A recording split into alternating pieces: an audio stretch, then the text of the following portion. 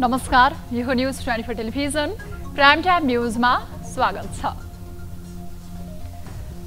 सत्तासीन नेपाली कांग्रेसको 14औं महाधिवेशन सुरु भएको छ।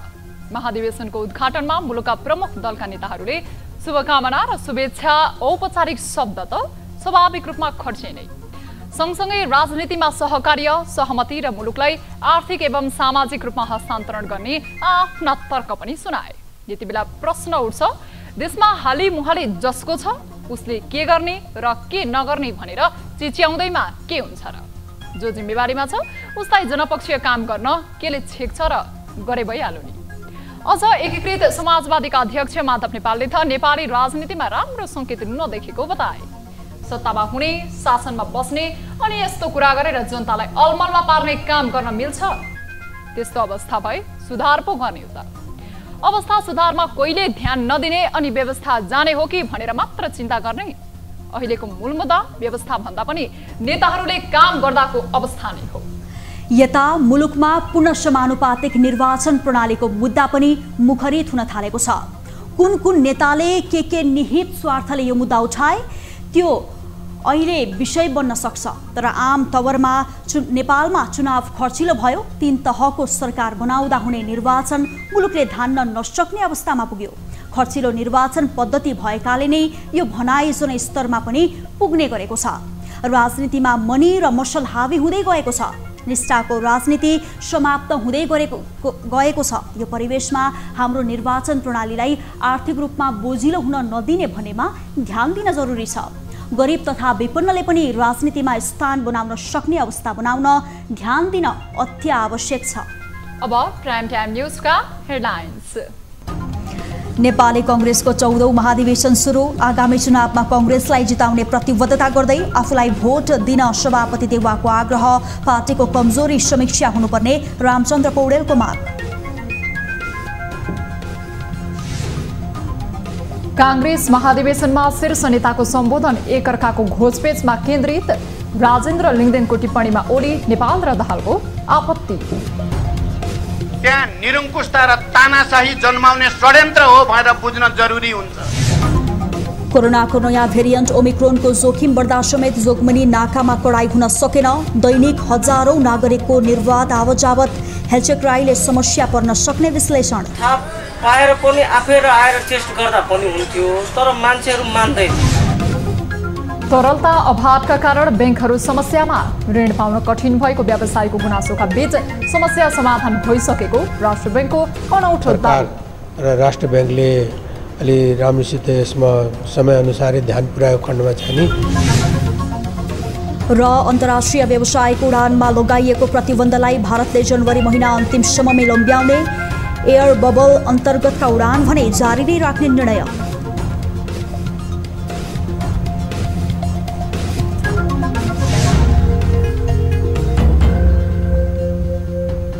हामी निरन्तर न्यूजमा छौं।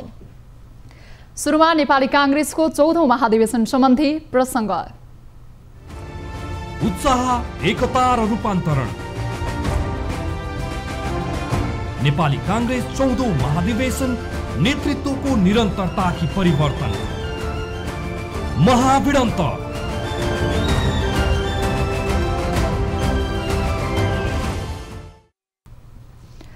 नेपाली कांग्रेसको 14औं महाधिवेशनको बन्द सत्र सुरु भएको छ। राजधानीको भ्रिकुटी मण्डपमा शुक्रबारदेखि नै सुरु भएको महाधिवेशनको उद्घाटन समारोहपछि लगत्तै बन्द सत्र सुरु भएको हो।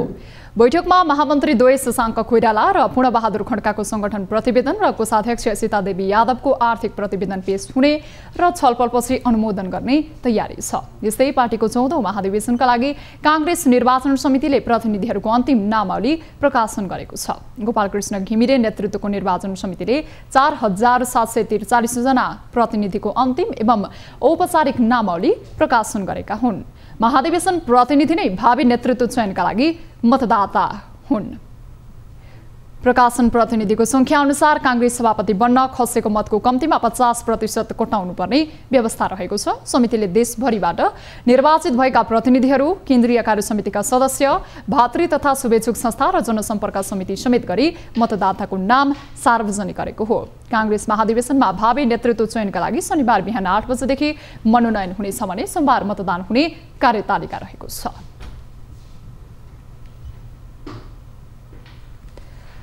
प्रधानमन्त्री एवं नेपाली कांग्रेसका सभापति शेरबहादुर देउवाले आफूलाई नेतृत्वमा अन्तिम पटक आउन दिन आग्रह गर्नुभएको छ।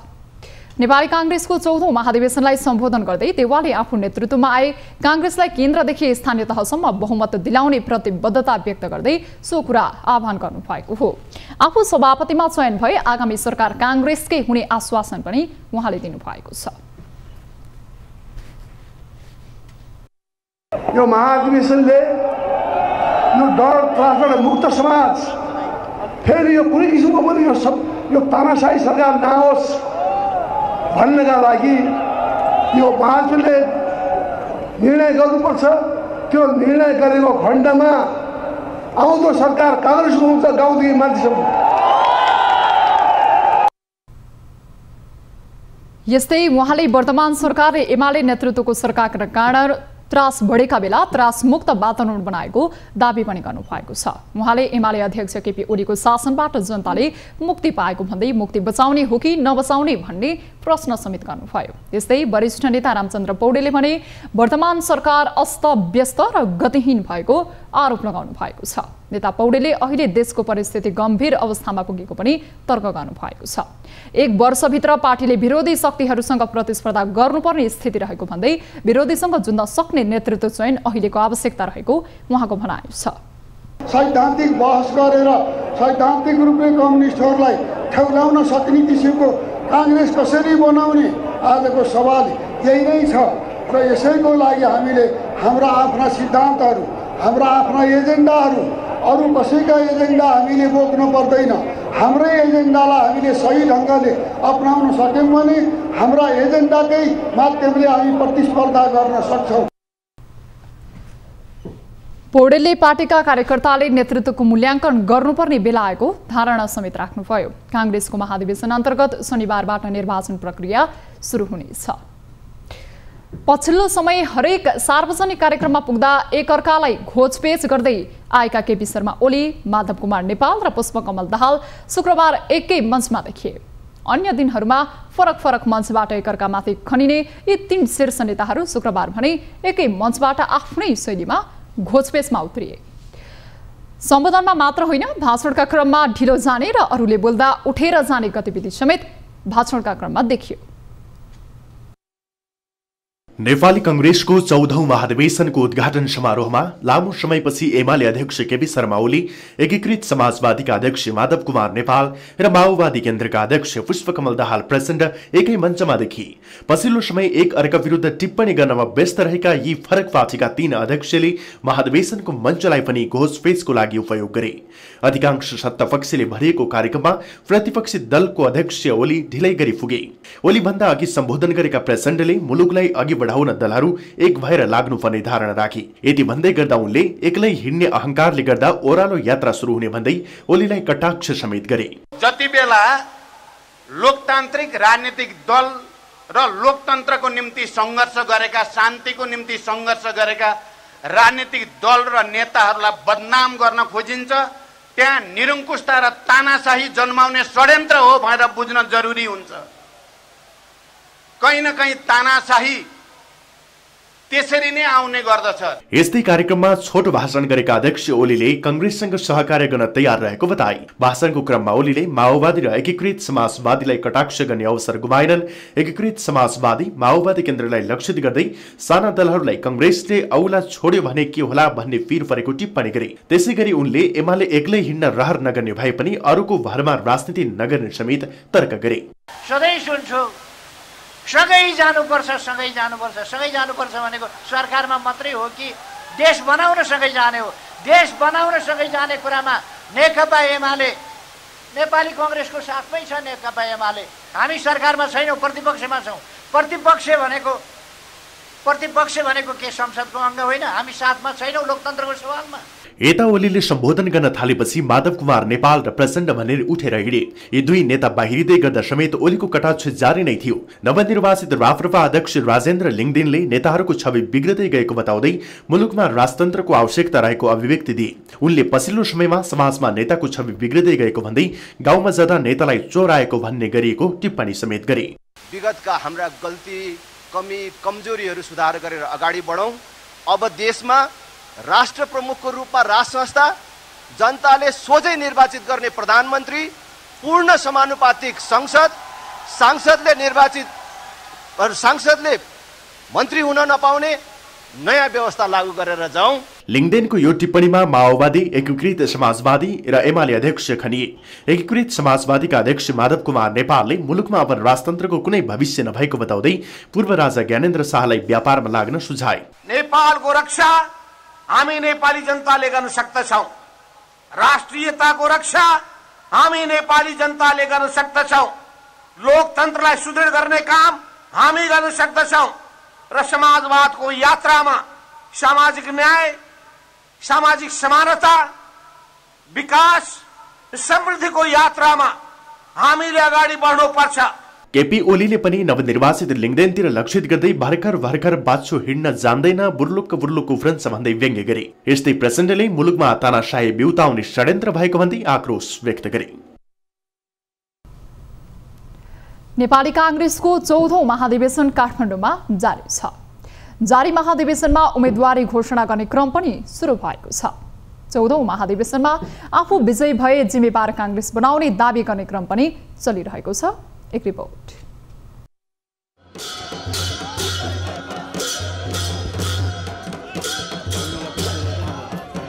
सत्तारूढ़ दल नेपाली कांग्रेसको 14औं महाधिवेशन काठमाडौँको भ्रेकुटी मण्डपमा सुरु भएको छ। महाधिवेशनको पहिलो दिन उद्घाटन सत्रमा विदेशी राजनीतिक दलका प्रतिनिधि, विपक्षी दलका नेता र सत्तारूढ़ अन्य दलका प्रतिनिधिले कांग्रेसको 14औं महाधिवेशन सफलतापूर्वक सम्पन्न गर्न शुभकामना दिए। 14औं महाधिवेशन औपचारिक रूपमा सुरु भएसँगै नेता तथा कार्यकर्ताहरूले नेतृत्वका लागि उम्मेदवारी घोषणा गर्ने क्रम सुरु भएको छ। आफू नेतृत्वमा आए कांग्रेसलाई सही तरिकाले अगाडि बढाउने उनीहरूको भनाइ छ।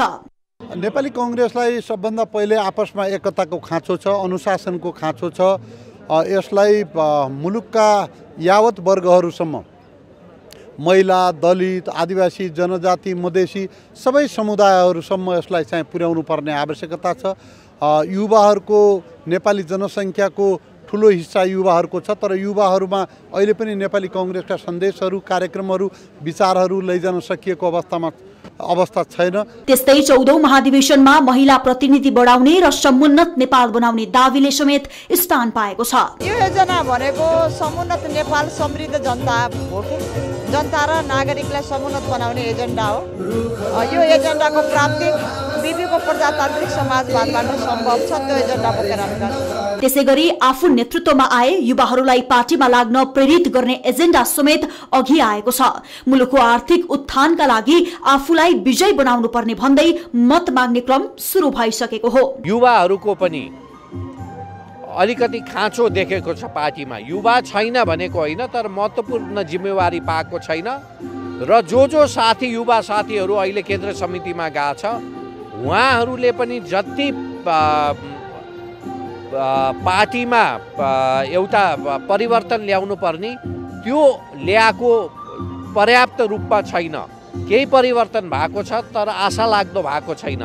त्यसमा पनि अलिकति म त्यसलाई पनि अलिकति परिवर्तन ल्याउन चाहन्छु। नेपाली कांग्रेसको 14औं महाधिवेशन सुरु भइसक्दा समेत मूल नेतृत्व टुङ्गो लाग्न सकिरहेको छैन। यस्तो अवस्थामा मुलुकको नेतृत्व दावी गर्दै आएको कांग्रेसले आफूलाई कसरी अगाडि बढाउँछ अहिले नै भन्न सक्ने अवस्था छैन। न्यूज 24 टेलिभिजनका लागि क्यामेरामा गोपाल पंगिनीका साथमा सरोज बस्यालको रिपोर्ट। हामी निरन्तर न्यूजमा छौं।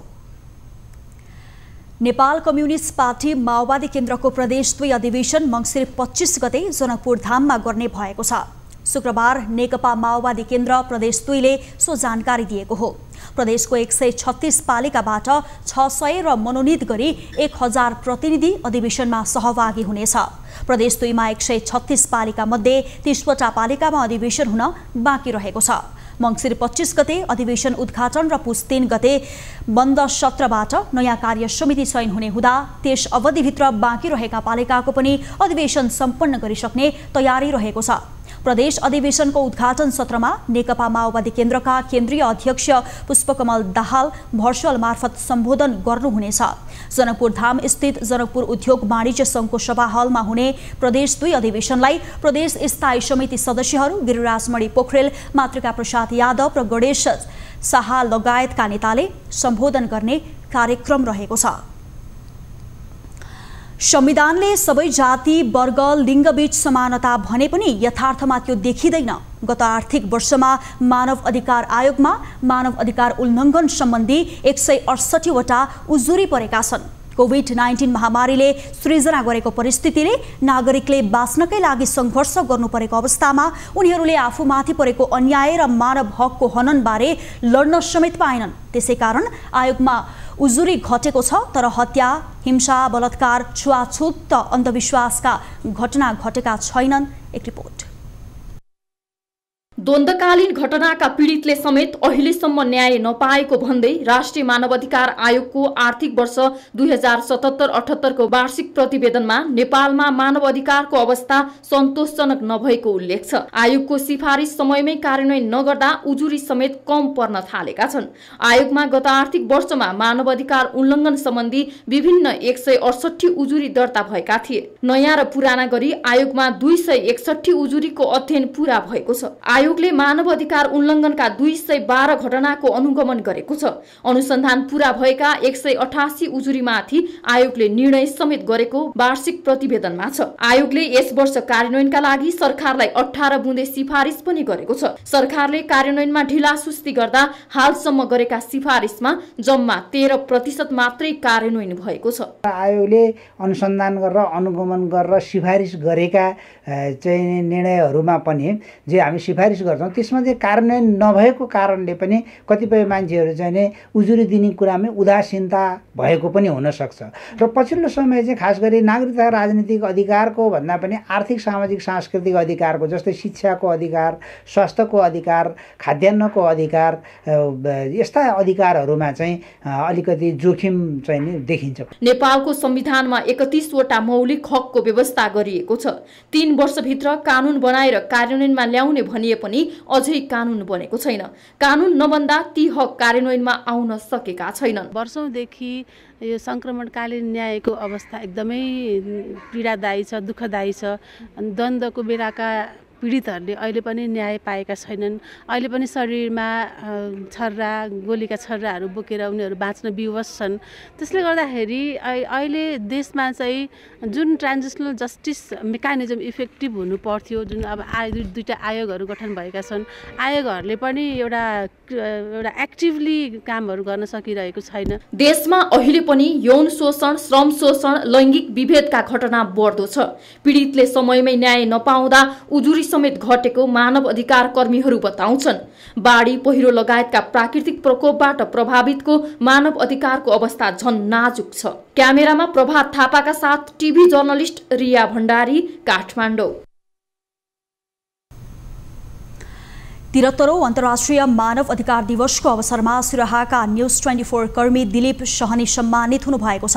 मानव अधिकारको संरक्षण र प्रवर्धनको क्षेत्रमा विगत लामो समयदेखि क्रियाशील रहेर योगदान दिँदै आउनुभएका सहनीलाई मानव अधिकार संरक्षण केन्द्र सिराहाले सम्मान पत्र सहित दोसल्ला उडाएर सम्मान गरेको हो। लैङ्गिक हिंसा विरुद्धको 16 दिने अभियानको समापन समारोह तथा 73औं अन्तर्राष्ट्रिय मानव अधिकार दिवसको अवसरमा सो सम्मान दिएको हो। कार्यक्रममा मानव अधिकार संरक्षक केन्द्र सिराहाले सहनी सहित विश्वेश्वर दास, प्रेमराम र शोभा बराललाई पनि सम्मानित गरेको छ।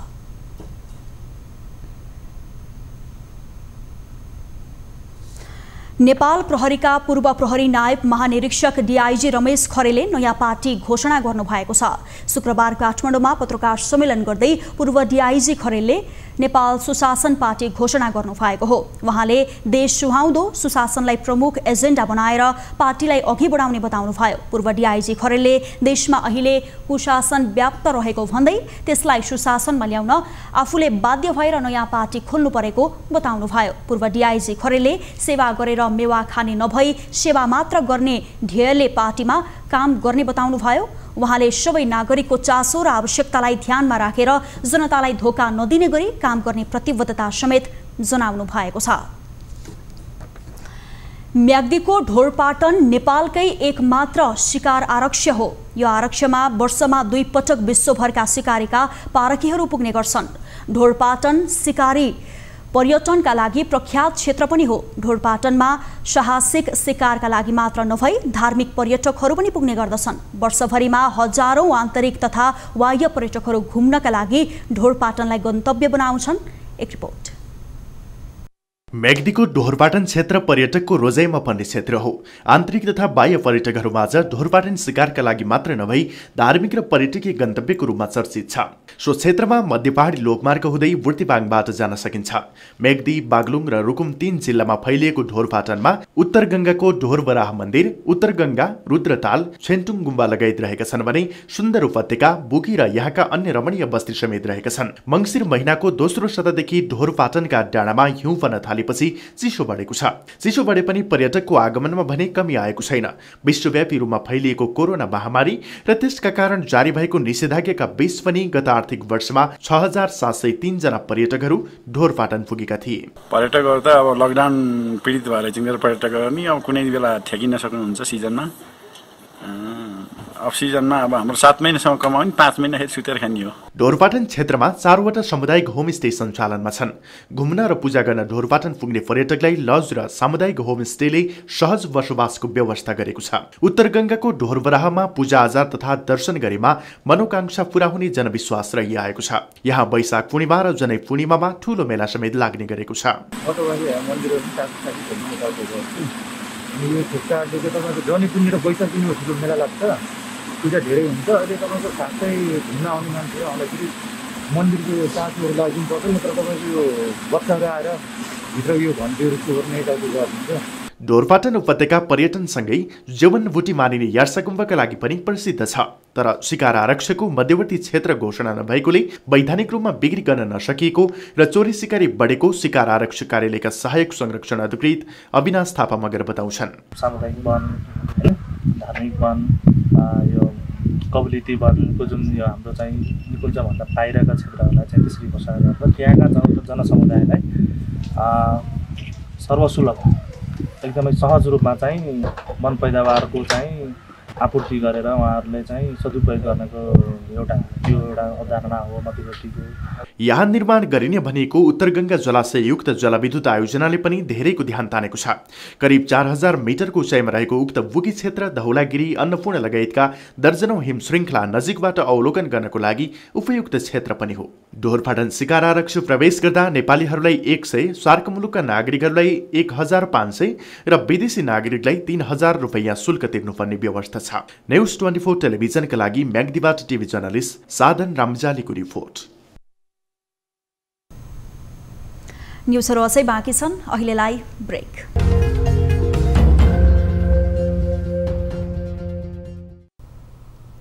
हामी निरन्तर न्युजमा छौं। नेपालमा शुक्रबार 259 जनामा कोरोना भाइरसको संक्रमण पुष्टि भएको छ। देशभर गरिएको 6472 पीसीआर परीक्षणको क्रममा 232 जना र 4015 एन्टिजेन परीक्षणको क्रममा 27 जनामा कोरोना संक्रमण पुष्टि भएको स्वास्थ्य मन्त्रालयले जनाएको छ। यो सँगै नेपालमा कोरोना संक्रमितको कुल संख्या 9,19,514 पुगेको छ। त्यस्तै कोरोनाका कारण थप 3 जनाको मृत्यु भएको छ। नेपालमा हालसम्म 11,552 जनाको कोरोनाका कारण मृत्यु भएको छ। त्यस्तै 337 संक्रमित कोरोना मुक्त हुँदा हालसम्म नेपालमा 8,06,237 जना निको भएका छन्। हाल नेपालमा 5,997 जना सक्रिय संक्रमित आइसोलेसनमा रहँदा 96 जना क्वारेन्टिनमा रहेको स्वास्थ्य मन्त्रालयले जनाएको छ। कोरोनाको नयाँ भेरिएन्ट ओमिक्रोनको जोखिम बढिरहेको समय सबैको ध्यान सीमा नाकामा केन्द्रित छ। विगतमा पनि नाकामा आवश्यक कडाई गर्न नसकिँदा नेपालमा संक्रमण नियन्त्रण बाहिर गएको थियो। हाल पनि विराटनगरको मुख्य नाका जोगमनीमा भने स्वास्थ्य सतर्कता बिना नै सर्वसाधारणहरू आवतजात गर्ने गरेको पाइएको छ। एक रिपोर्ट।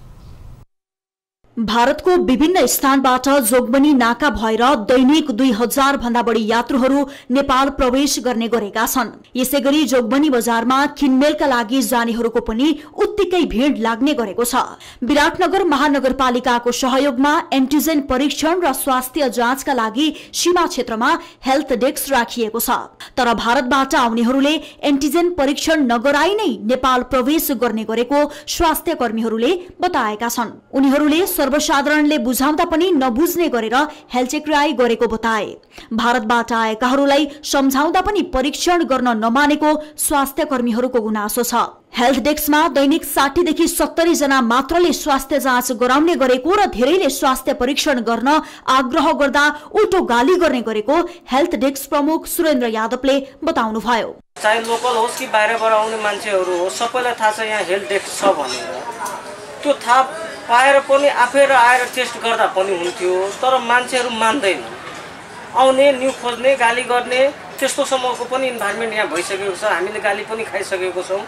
त्यो पनि हामी चाहिँ रिस्कमा एकदम रिस्क उठाएर नै आफैले गएर त्यहाँबाट मान्छेहरूलाई काउन्सिलिङ गरेर बाहिरबाट आउनेहरूलाई हामी चाहिँ एन्टिजेन गरिराखेको छौँ। मोरङका प्रमुख जिल्ला अधिकारी काशीराज दाहालले सीमा क्षेत्रमा स्वास्थ्य परीक्षणलाई कडाईका साथ पालना गराउन सुरक्षा निकायलाई निर्देशन दिएको र हेल्थ डेस्कलाई निरन्तरता दिएको बताउनुभयो।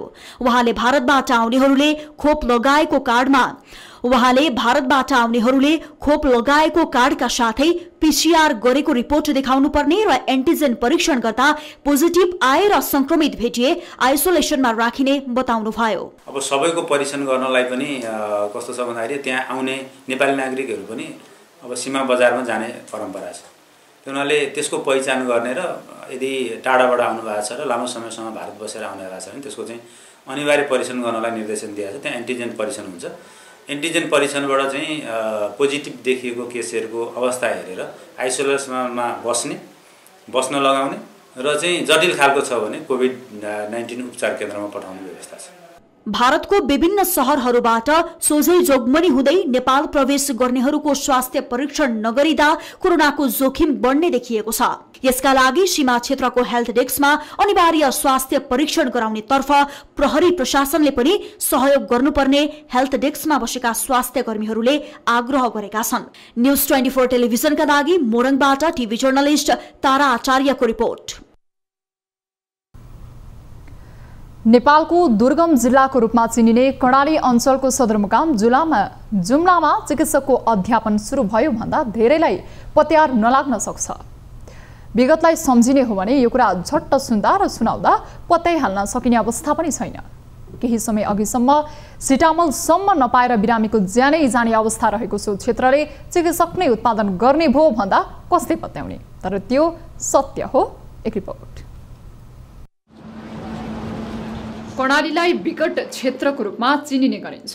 यसो त मुलुकले संघीयता आत्मसात गरेसँगै 7 प्रदेश बनाइएको छ। 7वटै प्रदेश मध्येको विकासमा सबैभन्दा पछि रहेको कर्णाली प्रदेश नै हो। केही समय अघिसम्म पनि कर्णालीलाई रोग भोक र अशिक्षाको कारण चिन्ने गर्थे। तर यति बेला त्यही जिल्लाको सदरमुकाम जुम्लामा MBBS को पढाइ सुरु भयो भन्दा सुन्ने सबैलाई अचम्म लाग्न सक्छ।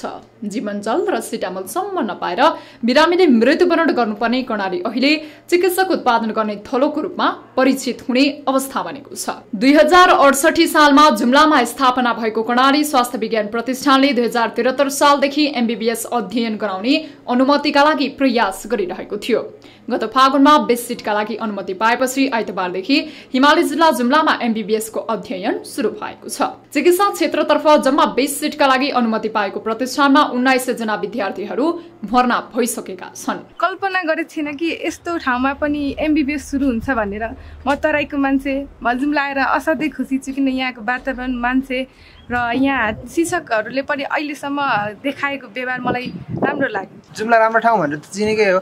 अब त्यस्तो राम्रो ठाउँमा नेपालमा पनि एउटा नयाँ एमबिबिएसको कोर्स सुरु हुँदैछ भन्ने हुँदाखेरि यस्तो जिज्ञासु पनि लाग्यो, जिज्ञासा पनि भयो र नाम निस्किसकेपछि म यहाँ आइसकेपछि चाहिँ नि हामीले यहाँ वातावरणहरू देख्यौँ, एमबिबिएसको कक्षा सञ्चालन भएको देख्यौँ र अहिले चाहिँ नि मलाई जुम्ला रोजेर चाहिँ नि एकदम खुसी छु म। कर्णाली स्वास्थ्य विज्ञान प्रतिष्ठानमा एमबिबिएस सँगै बीपीएचमा 20 सिट, बीएमएसमा 20 सिट र बी फार्मेसीमा 20 सिटमा समेत अध्ययन सुरु भइसकेको छ। यसको औपचारिक उद्घाटन मङ्सिर 26 गते राष्ट्रपतिबाट हुने तयारी छ। पढाइको स्तर यस्तै गरी बढ्दै बढ्दै गएर 5औं वर्षसम्म जाने हो र कर्णाली स्वास्थ्य विज्ञान प्रतिष्ठान जुन शिक्षण अस्पताल छ अहिलेको सुविधालाई हेरेर भन्दा पनि भोलिको सुविधा कस्तो हुन्छ भनेर गुणस्तर निर्धारण गर्ने चिज हो र अहिलेको अवस्थामा 175 देखि 200 जना डाक्टरहरू विज्ञ डाक्टरहरूको चाहिँ 5 वर्षभित्र हुन अनिवार्य छ र यसले नै अन्तिम निर्धारण गर्छ यहाँको चाहिँ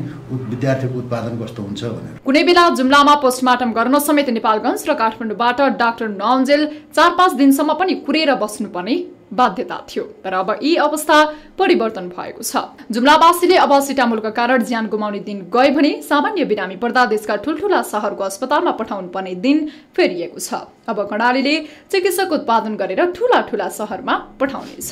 न्युज 24 टेलिभिजनका लागि जुम्लाबाट टिभी जर्नलिस्ट मोहन विक्रम शाहीको रिपोर्ट। बागलुङ नगरपालिका 8 सिगाना स्वास्थ्य चौकीमा पहिरोको जोखिम 2 वर्षदेखि कायमै छ। विपदले ठूलो क्षति पुर्याउने अवस्था भइसक्दा समेत सरकारवालाले ध्यान नदिँदा जोखिम हालसम्म पनि कायमै रहेको हो। स्थानीयले पटक पटक स्थानीय निकायमा गुनासो गरे पनि आश्वासन दिने तर काम नगर्ने प्रवृत्तिले सो स्वास्थ्य चौकी कुन बेला थप क्षतिग्रस्त हुने हो भन्ने त्रास बढेको छ। एक रिपोर्ट। निर्माण भएको 2 वर्षमै पहिरोका कारण बागलुङ सिगाना स्वास्थ्य चौकीको भवन चर्किएको छ। विगतमा पहिरो जाँदा चर्किएको भवनमा थप क्षति हुने जोखिम कायमै छ। सम्बन्धित निकायले सो भवनको जोखिम न्यूनीकरणमा ध्यान दिन नसक्दा भविष्यमा ठूलो भौतिक र मानवीय क्षति पुग्ने खतरा कायमै छ। भवन निर्माण गर्दा उपयुक्त जग्गा छनौट नभएका कारण र अव्यवस्थित सडकका कारण स्वास्थ्य चौकी पहिरोको जोखिममा परेको हो। भवन अब चर्किरहेको छ, अगाडिपट्टिको सबै चर्केर सबै पानीको यहाँ भएको एरियाको पानी पनि त्यही पहिरोमा छ, त्यसलाई नि बाहिर फाल्ने अवस्था छैन। पहिरोले त अब हामीहरू बच्चा बोकेर लिएर आउँदा पहिरो जाँदाखेरि डर तरस भयो अनि गाउँको उडाध्यक्ष जनप्रतिनिधि सबै मिलेर अघिल्लो वर्ष पहिरोमा परि स्वास्थ्य चौकीको खानेपानी ट्याङ्की भासिएको थियो। यस वर्षको बर्सातले भने भवन वरिपरिको भाग चर्किएको छ। यही वर्षको हिउँदमा पहिरो रोकथाम गर्न नसके आगामी वर्ष भवनलाई ठूलो क्षति पुग्ने देखिन्छ। भवनमा अत्याधिक जोखिम रहेकाले यसलाई जोगाउन बेलैमा ध्यान दिनुपर्ने सरोकारवालाहरू बताउँछ। गाह्रो हुन्छ सर, अब यहाँ अब उताबाट आउने बिरामीहरूले पनि यसो हेर्दाखेरि तलपट्टि पहिरो देख्दाखेरि अलिकति डराएको महसुस गर्नुहुन्छ।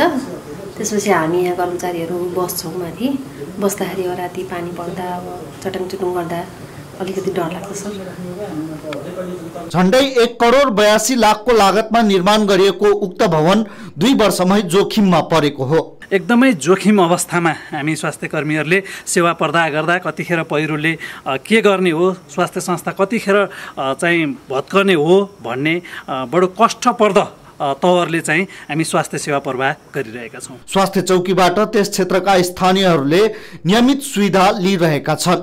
भवनमा थप क्षति पुगेको खण्डमा सामान्य स्वास्थ्य सुविधा लिन समेत त्यहाँका स्थानीयलाई टाढा जानुपर्ने हुन्छ।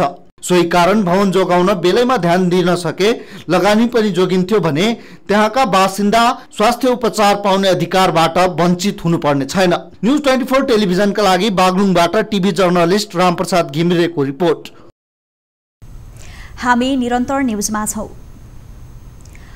प्रदेश नम्बर 1 मा सप्ताहव्यापी ट्राफिक सचेतना कार्यक्रम सुरु हुने भएको छ। सडक दुर्घटना न्यून गर्न तथा कोरोना सचेतनालाई प्रभावकारी बनाउन प्रदेश 1 को आन्तरिक मामिला तथा कानुन मन्त्रालय र ट्राफिक कार्यालयले सो कार्यक्रम गर्न लागेको हो। आगामी पौष 4 गतेदेखि आयोजना गरिने सो कार्यक्रमलाई सफल र प्रभावकारी बनाउन आन्तरिक मामिला तथा कानुन मन्त्रालयमा सरकारवालाहरूबीच शुक्रबार छलफल गरिएको छ।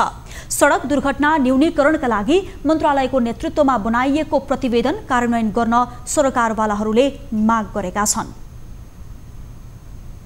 प्रतिवेदनहरू पनि बनेका रहेछन् होइन। अब जस्तै त्यो प्रतिवेदन छ त्यो लागू भएको छैन, कार्यान्वयन भएको छैन। प्रदेश कानुन बनाएको छ, प्रदेश नियमावली बनेको छ, त्यसको चाहिँ सङ्घीय सरकार अथवा चाहिँ अन्य निकायहरूले यो थाहा छ र यो लागू गर्नुपर्छ र भनेको अवस्था छ। यी भनेपछि विभिन्न समस्याहरू हामी बिच छन्। सो कार्यक्रममा ट्राफिक प्रहरी, नेपाल प्रहरी, यातायात व्यवसायी, सवारी चालक सङ्घ संगठनका प्रतिनिधिहरू र नागरिक समाजको सहभागिता रहेको थियो। पछिल्लो समय बैंकहरूमा कर्जा माग ह्वात्तै बढेको छ। निक्षेप सङ्कलनको तुलनामा कर्जा माग बढी भए पनि बैंकहरूले माग अनुसारको कर्जा प्रवाह गर्न सक्ने अवस्था छैन। कोरोना महामारीका कारण थलिएको अर्थतन्त्र चलायमान हुन थालेसँगै बैंकमा रकम सङ्कलन र कर्जा प्रवाहको दर बढिरहेको थियो। तर आर्थिक वर्ष सुरु भएसँगै निक्षेप सङ्कलनको तुलनामा कर्जा प्रवाह धेरै हुँदा अहिले बैंकहरू कर्जा प्रवाह गर्न नसक्ने अवस्थामा पुगेका छन्, जसको असर अहिले निजी क्षेत्रमा समेत प्रत्यक्ष रूपमा परिरहेको छ। एक रिपोर्ट। नेपाल राष्ट्र बैंकले चालू आर्थिक वर्षको मौद्रिक नीति मार्फत 85% को सीसीडी अनुपात हटाएर 90% सीडी अनुपात कायम गरेसँगै बैंकहरूको लगानी क्षमता घटेको छ। मौद्रिक नीति जारी हुँदा नै 17 वाणिज्य बैंकहरूले 90% सीडी अनुपात भन्दा बढी कर्जा लगानी गरिसकेका थिए भने पछिल्लो समय सबै वाणिज्य बैंकहरूको सीडी अनुपात 90% भन्दा माथि पुगिसकेको छ। तर निक्षेप सङ्कलन कम हुँदा र कर्जा प्रवाह अत्याधिक हुँदा कर्जा प्रवाह गर्न नै नसक्ने अवस्थामा बैंकहरू पुगेका छन्। यसरी बैंकहरूले कर्जा प्रवाह गर्न नसक्दा विभिन्न क्षेत्रमा लगानी गर्दै आएका व्यवसायी तथा उद्योगीहरू भने प्रत्यक्ष प्रभावित बनेका छन्। बजारमा देखिएको तरलता अभावको व्यवस्थापनका लागि सरकार तथा राष्ट्र बैंकले छिटो भन्दा छिटो पहल गर्न आवश्यक भएको बताएका छन्। र यसमा सरकार र राष्ट्र बैंकले अलि राम्रोसित यसमा समयअनुसारै ध्यान पुर्याएको खण्डमा चाहिँ नि यो समस्यालाई पनि हामी समाधान गरेर जान सक्छौँ जस्तो मलाई लाग्छ। अहिले कस्तो स्थिति छ भने ब्याङ्कहरूमा निक्षेप जस्तो डिपोजिट र तपाईँको लगानीको अवस्थाको डिफरेन्स हेर्ने हो भने करिब करिब 325 अरब रुपियाँ जतिको डिफरेन्स देखिन्छ। त्यसले गर्दाखेरि नै तरलताको अलिकति अभाव आएको। कोरोनाको कारण थलिएको अर्थतन्त्र भर्खरै तङ्ग्रिन थालेको छ। तर यही बीच तरलता अभावले अर्थतन्त्र प्रभावित हुने देखिएको छ। तर राष्ट्र बैंक भने बैंकहरूमा तरलता अभाव नभएको दावी गरिरहेको छ। बैंकहरूमा तरलता अभाव नभएको तर अधिक तरलता भएको भन्दै अनौठो दावी राष्ट्र बैंकका अधिकारीले गरेका छन्।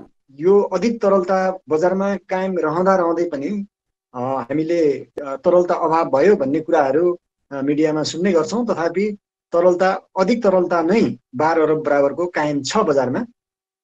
राष्ट्र बैंकबाट रिफाइनान्स उपलब्ध गराएका छौँ ब्याङ्क वित्तीय संस्थाहरूलाई र उहाँहरूले चाहिँ क्लाइन्टहरूलाई उपलब्ध गराउनु भएको छ र आउटस्ट्यान्डिङ रिफाइनान्स 106 अरब बराबरको छ। राष्ट्र बैंकले विभिन्न मौद्रिक उपकरणहरू मार्फत तरलता व्यवस्थापन गर्दै आइरहेको छ। हुन त तरलता अभावको समस्या समाधान गर्न राष्ट्र बैंकले पटक पटक रिपो लगायतका माध्यमबाट तरलता बजारमा पठाइरहेको छ। तर पनि तरलताको समस्या समाधान हुन सकेको छैन। अन्य समयमा राष्ट्र बैंकको सानो हस्तक्षेपले तरलता अभावको समस्या समाधान हुने भए पनि त्यति बेला सरकारी खर्च हुनै नसक्दा यो समस्या जटिल भएको हो। यसका लागि सम्बन्धित निकायबाट विशेष कदम चाल्न जरुरी छ। यसलाई व्यवस्था गर्दा अर्थतन्त्रमै समस्या पर्ने विषयलाई नजरअन्दाज गर्ने गल्ती गर्नु भने हुँदैन। न्यूज 24 टेलिभिजनका लागि क्यामेरामा सुनिल गुरुङका साथमा टिभी जर्नलिस्ट खगेश्वरी कार्कीको रिपोर्ट। अब बिजनेस न्यूज।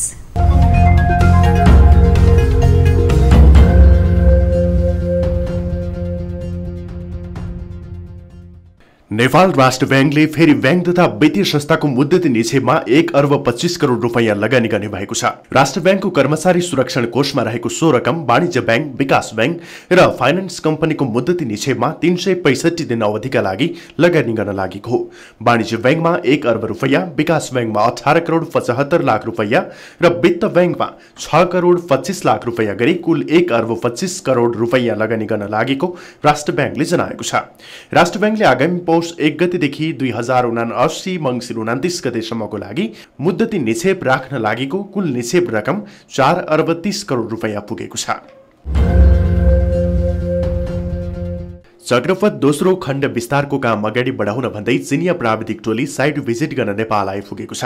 विस्तार हुन लागेको कलङ्कीदेखि महाराजगञ्ज खण्डको स्थान खाली गरिएको छैन भनेर चीनको Henan provincial communication planning survey and design institute कम्पनीको 4 प्राविधिकको टोली साइट भिजिट गर्न आएको हो। काठमाडौँ आएको टोलीले साइटबारे अनौपचारिक रूपमा बुझ्ने काम थालेको चक्रपथ विस्तार आयोजनाले जनाएको छ। आगामी आइतबारबाट भने संयुक्त रूपमा साइट भिजिट गरिने चक्रपथ विस्तार आयोजनाले जनाएको छ। अहिले कलङ्कीदेखि महाराजगञ्जसम्म 8.2 किलोमिटर सडक विस्तार गर्न लागि हो। चीन सरकारको अनुदान सहायतामा विस्तार हुन लागेको सडक अन्तर्गत महाराजगञ्जको 244 मिटर खण्डमा मात्र समस्या छ, अन्यत्र कतै समस्या नभएको आयोजनाले जनाएको छ।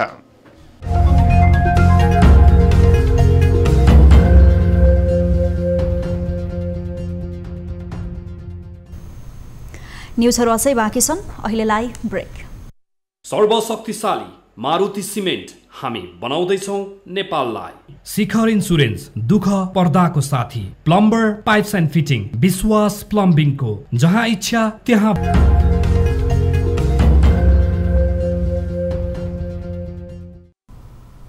हामी निरन्तर न्युजमा छौँ। अब स्पोर्ट्स न्युज।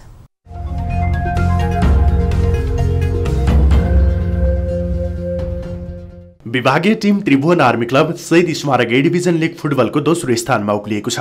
शुक्रबार भएको खेलमा च्यासल युथ क्लबलाई 2-0 गोल अन्तरले पराजित गर्दै आर्मी दोस्रो स्थानमा उक्लिएको हो। त्रिपुरेश्वर स्थित दशरथ रङ्गशालामा आर्मीलाई जित दिलाउन जर्ज प्रिन्स कार्की र जगजित श्रेष्ठले 1-1 गोल गरे। आर्मीले दुवै गोल पहिलो हाफमा हानेको थियो। खेलको 19औं मिनेटमा जर्ज प्रिन्सले गोल गर्दै आर्मीलाई सुरुवाती अग्रता दिलाएका थिए। जगजितले खेलको 36औं मिनेटमा गोल गर्दै आर्मीलाई 2-0 को अग्रता दिलाए। यस जितसँगै आर्मीले 4 खेलमा 8 अङ्क जोडेको छ। च्यासल 4 खेलमा 4 अङ्क जोडेर 9औं स्थानमा रहेको छ। यसअघि शुक्रबार नै भएको अर्को खेलमा फ्रेन्ड्स क्लबलाई 2-0 गोल अन्तरले पराजित गर्दै मनाङ शीर्ष स्थानमा उक्लिएको छ। मनाङलाई जित दिलाउन आफिज ओलावाले र दिनेश राजवंशीले 1-1 गोल गरे। खेलको 41औं मिनेटमा ओलावाले गोल गर्दै मनाङलाई सुरुवाती अग्रता दिलाएका थिए। खेलको 73औं मिनेटमा दिनेशले गोल गर्दै मनाङलाई 2-0 को अग्रता दिलाए। यस जितसँगै मनाङले 4 खेलमा 10 अङ्क जोडेको छ। मनाङको यो तेस्रो जित हो। फ्रेन्ड्स 4 खेलमा 2 अङ्क जोडेर 10औं स्थानमा रहेको छ। इंग्ल्यान्डले घरेलु टोली अस्ट्रेलियामाथि एसएस सिरिजको तेस्रो दिनमा उत्कृष्ट पुनरागमन गरेको छ। तेस्रो दिनमा इंग्ल्यान्डले 2 विकेट गुमाएर 220 रन बनाएको छ। सिरिजको पहिलो इनिङ्समा 147 रन बनाएर अल आउट भएको इंग्ल्यान्डले तेस्रो दिनको खेलमा भने उत्कृष्ट प्रदर्शन गरेको हो। इंग्ल्यान्डका लागि दोस्रो इनिङ्समा डेभिड मलानले 80 तथा जोय रूडले 86 रन बनाएर क्रिजमा रहेका छन्। इंग्ल्यान्डको हातमा अझै 8 विकेट बाँकी नै छन्। अब इंग्ल्यान्ड अस्ट्रेलिया विरुद्ध 58 रनले पछाडि छ। यसअघि पहिलो इनिङ्समा अस्ट्रेलिया 425 रन बनाएर अल आउट भएको थियो। दोस्रो दिनको खेलमा ट्राभिस हेडले 152 रन बनाए।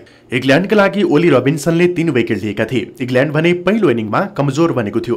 टस जितेर ब्याटिङ गरेको इंग्ल्यान्डले ब्रिसबेनको गम्बमा पाट कुमिन्सले 38 रन दिएर 5 विकेट लिएपछि पहिलो इनिङमा 147 रन जोड्दा सबै विकेट गुमाएको थियो।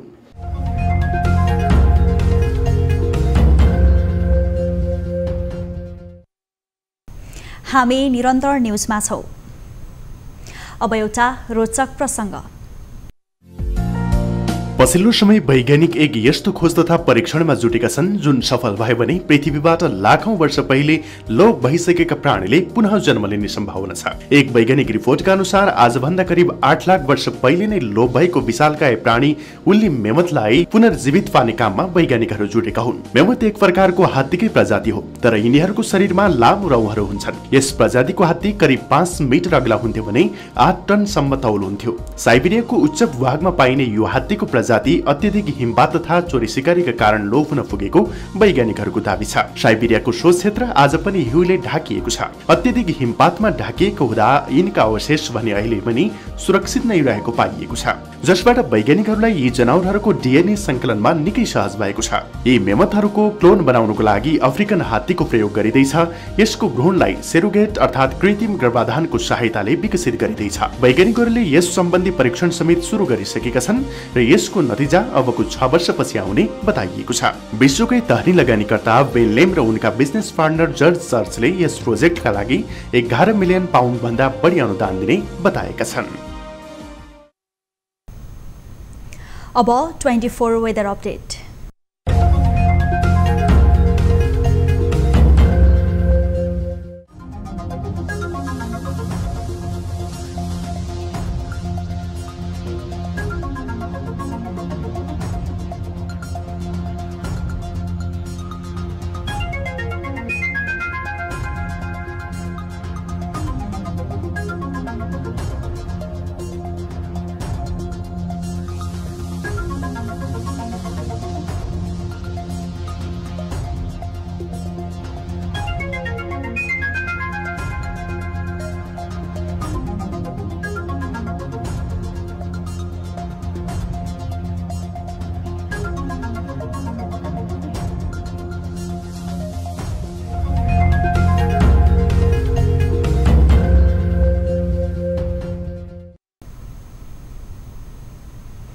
अब प्राइम टाइम न्यूज सकिनु अघि अहिलेसम्मका हेडलाइन्स पुनः एकपटक। नेपाली कांग्रेसको 14औं महाधिवेशन सुरु। आगामी चुनावमा कांग्रेसलाई जिताउने प्रतिबद्धता गर्दै आफूलाई भोट दिन सभापति देउवाको आग्रह। पार्टीको कमजोरी समीक्षा हुनुपर्ने रामचन्द्र पौडेलको माग। कांग्रेस महाधिवेशनमा शीर्ष नेताको सम्बोधन एकअर्काको घोषपेचमा केन्द्रित। राजेन्द्र लिङदेनको टिप्पणीमा ओली, नेपाल र दाहालको आपत्ति। त्यहाँ निरङ्कुशता र तानाशाही जन्माउने षड्यन्त्र हो भनेर बुझ्न जरुरी हुन्छ। कोरोनाको नयाँ भेरिएन्ट ओमिक्रोनको जोखिम बढ्दा समेत जोगमनी नाकामा कडाई हुन सकेन। दैनिक हजारौं नागरिकको निर्वाध आवजावत। हेलचेक्राईले समस्या पर्न सक्ने विश्लेषण। थाप पाएर पनि आफै आएर टेस्ट गर्दा पनि हुन्थ्यो, तर मान्छेहरू मान्दैन। तरलता अभावका कारण बैंकहरू समस्यामा। ऋण पाउन कठिन भएको व्यवसायीको गुनासोका बीच समस्या समाधान भइसकेको राष्ट्र बैंकको अनौठो दावी। र राष्ट्र बैंकले अलि राम्रोसित यसमा समयअनुसारै ध्यान पुर्याएको खण्डमा छ नि। र अन्तर्राष्ट्रिय व्यवसायको उडानमा लगाइएको प्रतिबन्धलाई भारतले जनवरी महिना अन्तिमसम्म लम्ब्याउने। एयर बबल अन्तर्गतका उडान भने जारी नै राख्ने निर्णय।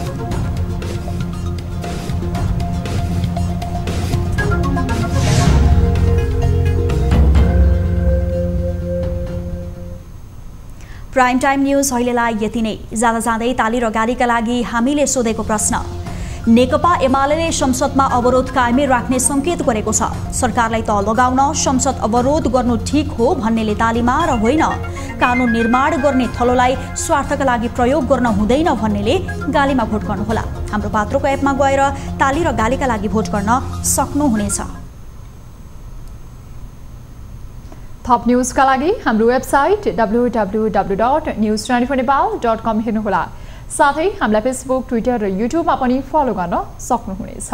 यस्तै मोबाइल, भाइबर र इमेलबाट 24 हेल्थ डेस्कमा समस्या र गुनासो राख्न सक्नुहुनेछ। अहिलेलाई बिदा दिनुहोस्। हामी निरन्तर न्यूजमा छौं। नमस्ते।